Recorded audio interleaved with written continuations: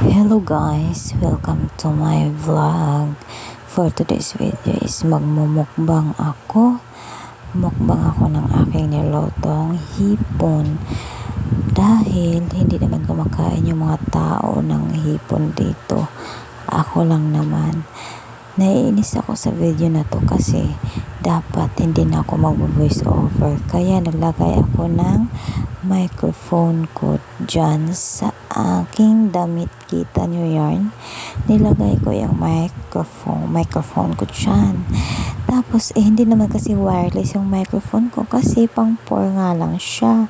Ang sa akin ayaw ko namang voice over.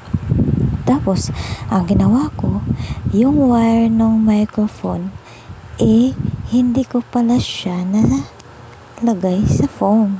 Hindi ko siya nasaksak. Ang ginawa ko, kasi naka-charge ako nito habang nagmumukbang, habang ako nagbi-video, nag-charge ako ng phone. Nilagay ko yung wire ng microphone doon sa may extension wire. Doon ko siya tinusok. Iwan ko ba, napakaulianin ko talaga. Nainis ako. Tapos nung pinakinggan ko, nung pagkatapos kong kumain, hinanap po yung yung boses ng yung lumulunok, ganun. Tapos nagmumuya. Wala akong narinig. Tiningnan ko yung wire. Ay, nandun pala siya nakasaksak sa extension wire. Grabe talaga yung nainis ako sa video ko na yan talaga.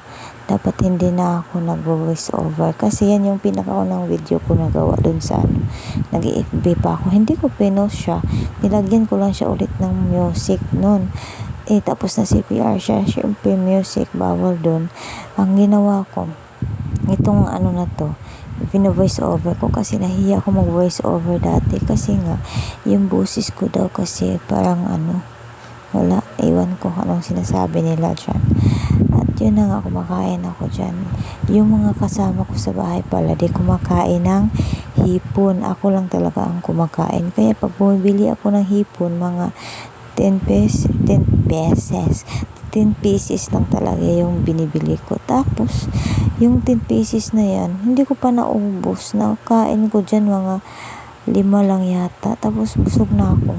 Kasi mahilig ako sa rice. Di ako mahilig sa ulam. Kahit mga sabaw-sabaw lang na ulam, yan lang yung inaano ko talaga. Kahit kung sabaw yung ulam, sabaw lang talaga yung ko pag may mga sabaw-sabaw.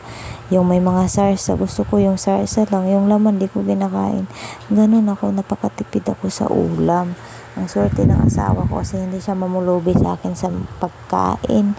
Kasi tipid ako. Kung gaano ako katipid naman sa ulam, doon naman makiulam yung asawa ko at mga anak ko. Bawi din, walang wenta. At ayun na nga, dami ko nakain dyan. Tapos, nag-diet pa ako sa lagay na yan. Kasi nga, nagbabawas nga ako ng timbang. Dahil nag-yoga ako sa bahay. Useless naman nun kung lamon ako ng lamon, diba? That's all guys. Wala na akong masabi. Bye-bye.